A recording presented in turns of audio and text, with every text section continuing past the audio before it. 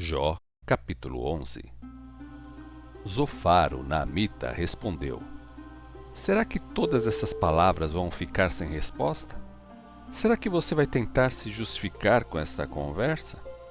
Você pensa que toda essa conversa tola calará as outras pessoas? Pensa que pode zombar e desafiar Deus sem ser repreendido por alguém? Você afirma que sua vida é perfeita aos olhos de Deus e que você é inocente. Ah, quem dera Deus lhe falasse e dissesse o que ele pensa a seu respeito. Quem dera ele lhe mostrasse tudo o que sabe a seu respeito. Então você conheceria a verdadeira sabedoria de Deus, que é tão grande e complexa. E fique sabendo que Deus ainda está deixando de lado uma parte de seus pecados. Por acaso você conhece os mistérios de Deus? É capaz de compreender o Todo-Poderoso na sua pureza e perfeição? A sabedoria divina é mais alta que os céus. Como é que você pretende discutir com ele? A sabedoria divina é mais profunda que as profundezas. O que você poderá saber? Deus é maior do que a terra e mais vasto que o mar.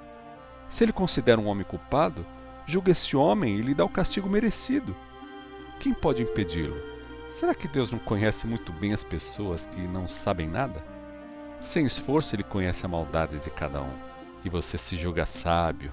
O homem só será sábio no dia em que a cria de um jumento selvagem nascer homem.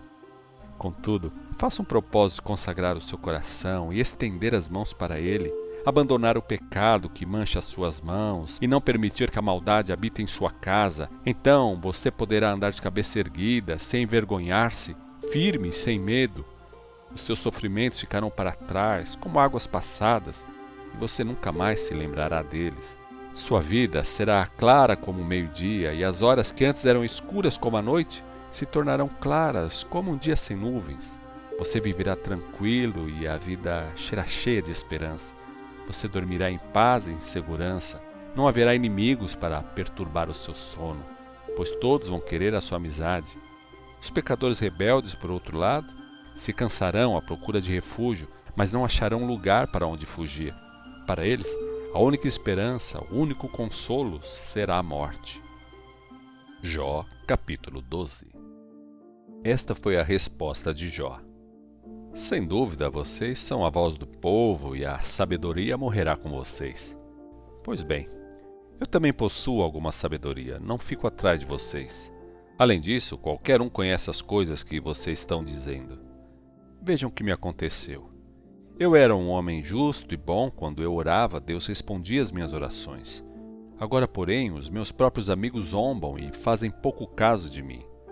Vocês se sentem muito seguros e por isso zombam de quem está sofrendo, empurram quem já está tropeçando. Além disso, os saqueadores vivem em paz e os que zombam de Deus vivem em segurança, fazendo da sua própria força um Deus. Pergunte aos animais do campo e eles o ensinarão, ou às aves dos céus e elas lhe contarão. Fale com a própria terra e ela o instruirá. Deixe que os peixes do mar o informem. E quem neste mundo não sabe que foi a mão do Senhor que determinou e realizou todas essas coisas? Em suas mãos está a vida de todas as criaturas, a vida de toda a humanidade. Assim, como eu posso perceber se uma comida é gostosa ou não com a minha boca? Meus ouvidos me dizem se suas palavras são verdadeiras ou falsas. Será que a idade é a garantia de sabedoria? E todos os velhos conhecem a vida de verdade? Deus é quem possui a sabedoria e o poder. A Ele pertencem o conselho e o entendimento. O que Ele destrói, ninguém consegue reconstruir. Quando Ele aprisiona alguém, ninguém é capaz de libertar. Se Ele segura a chuva, vem a seca. Se Ele deixa a chuva cair, há enchentes e inundações. Sim, a Ele pertencem a sabedoria e o poder. A Ele pertencem tanto quem engana como quem é enganado. Ele tira das autoridades a sabedoria e faz com que os juízes percam o juízo. Ele acaba com a autoridade dos reis e derruba os que estão no poder. Ele afasta os sacerdotes do seu cargo e acaba com o poder das famílias antigas e ricas. Ele tira dos conselheiros a capacidade de fazer belos discursos, tira dos idosos a capacidade de dar bons conselhos. Ele faz os príncipes serem desprezados e enfraquece os poderosos. Ele mostra bem claramente os planos e pensamentos escondidos, lançando a sua luz sobre as trevas profundas. Ele torna as nações poderosas e as destrói, faz crescer as nações e as espalha. Ele tira das autoridades a capacidade de entender os problemas do seu país e faz os líderes das nações caminharem sem destino e sem rumo como num deserto. Andam às escuras, tentando achar seu caminho como cegos, tropeçando e caindo como bêbados. Jó, capítulo 13. Eu sei muito bem do que vocês estão falando. Já vi muitos casos semelhantes com os meus próprios olhos. Ouvi com os meus ouvidos e entendi. Conheço a vida tão bem quanto vocês, não sou inferior a vocês. Por isso é que desejo falar com o Todo-Poderoso e tento defender a minha causa, provando que sou inocente, porque vocês torcem o sentido das minhas palavras. Vocês são médicos que não sabem descobrir doenças. Se vocês calassem a boca, mostrariam mais sabedoria do que me dando esses conselhos tolos. Ouçam bem as minhas razões, escutem com atenção a minha defesa. De que adianta vocês falarem essas mentiras tolas e pensarem que são mensageiros de Deus? Será que Deus ficaria satisfeito em ver que vocês torcem a verdade para provar que Ele está certo? Pobres de vocês, se Ele lhes mostrasse o que há em seus corações. Vocês pensam que podem enganar Deus como enganam as pessoas? Com certeza Ele os castigaria se mesmo em segredo vocês fossem justos. Será que vocês não sentem medo diante do esplendor de Deus? Será que não se sentem aterrorizados diante do poder de Deus? Suas belas palavras valem tanto quanto um punhado de cinza. As bases das suas defesas são fracas como colunas feitas de barro. Fiquem quietos e deixem-me falar. Estou pronto a sofrer as consequências, porque arrisco tudo que tenho, a minha própria vida, para defender a minha inocência. Deus pode me matar, mas mesmo assim esperarei nele. Assim mesmo defenderei a minha causa diante dele. Talvez essa coragem venha a salvar-me, pois nenhuma pessoa desobediente irá à sua presença. Escutem bem o que vou dizer, preste atenção nos meus argumentos. Já tenho preparado a minha defesa e sei que sou inocente. Não existe uma pessoa capaz de provar que eu seja culpado de algum pecado. Se existisse ao menos uma pessoa, pararia de me defender e morreria. Ó Deus, eu peço apenas duas coisas para poder chegar sem medo à sua presença e não me esconderei. Não me castigue mais e não me assuste com a terrível grandeza do seu poder. Então, peça contas da minha vida e eu responderei. Ouça a minha defesa e falarei. Quantas faltas e pecados cometi?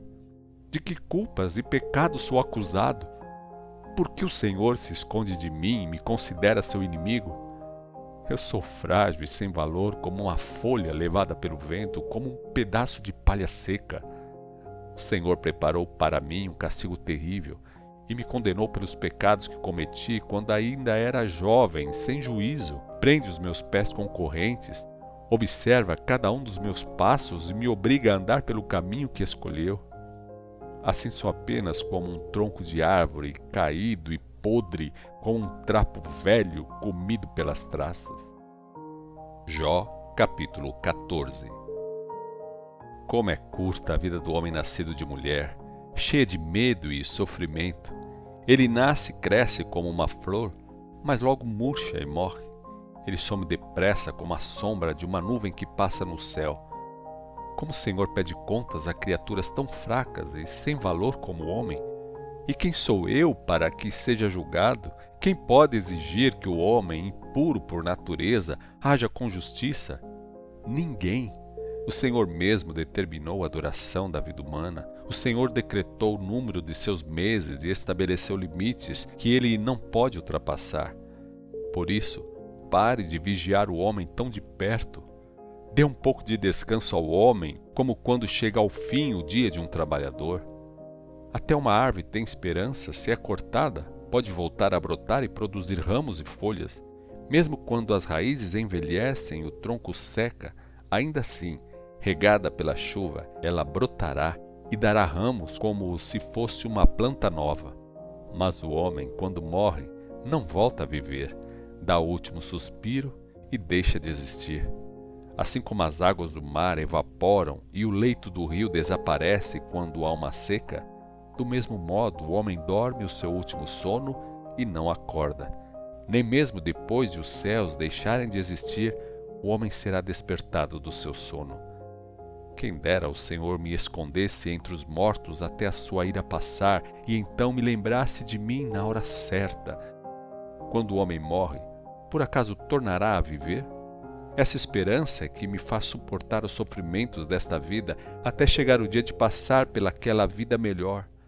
O Senhor me chamaria e eu responderia. Então o Senhor mostraria o seu amor, a obra das suas mãos. O Senhor vigiaria de perto os meus passos, mas não me estaria vigiando quanto ao meu pecado. Minhas faltas serão fechadas num saco.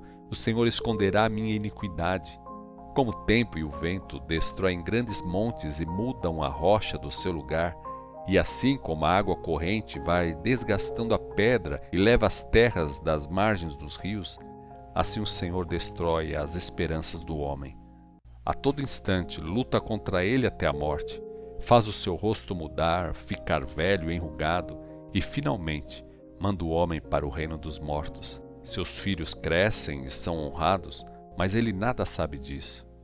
Por outro lado, se eles caem na desgraça, não ficará sabendo. Ele só sente a dor do seu próprio corpo e chora somente pela sua alma. Jó, capítulo 15. Esta foi a resposta de Elifas, o temanita.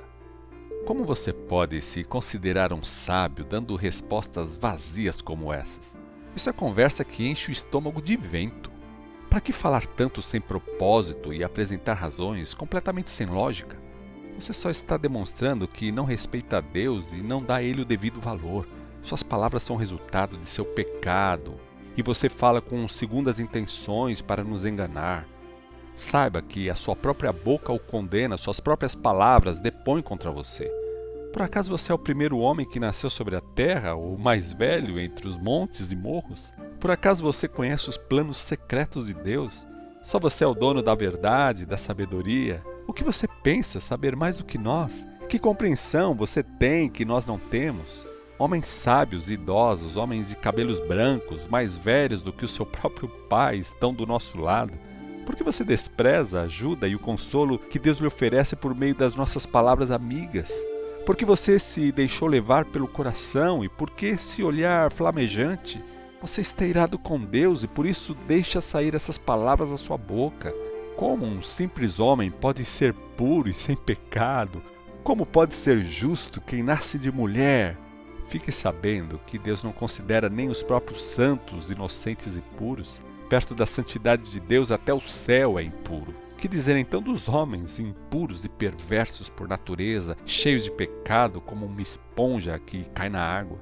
Escute com atenção e eu lhe mostrarei o que descobri observando a vida.